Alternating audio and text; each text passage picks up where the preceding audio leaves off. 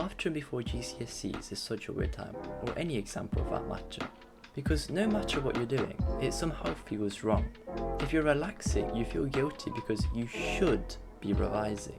But if you're revising, after literally 20 minutes, you want to be doing anything else. And somehow you end the day feeling stressed, especially if you've barely got anything done.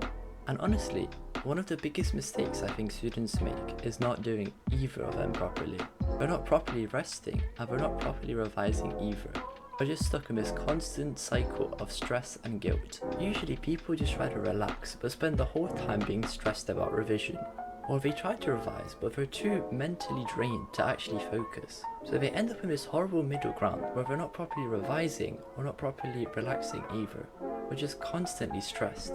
And look, the goal of half term is not to revise every waking hour, but it's also not completely switching your brain off for a week and hoping that everything will magically work out.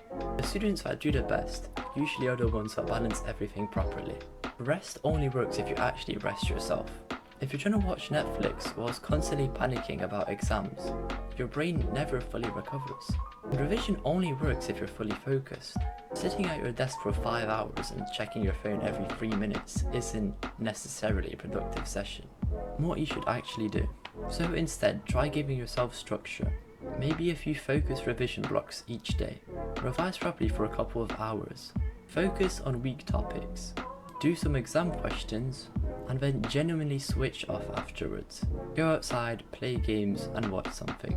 But let yourself enjoy the break without feeling guilty about it. Burnout section.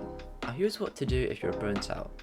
A burnt out student who's forcing themselves to revise 10 hours each day will obviously perform much worse than a student consistently revising little by little. GCSEs are important, or any other exam for that matter.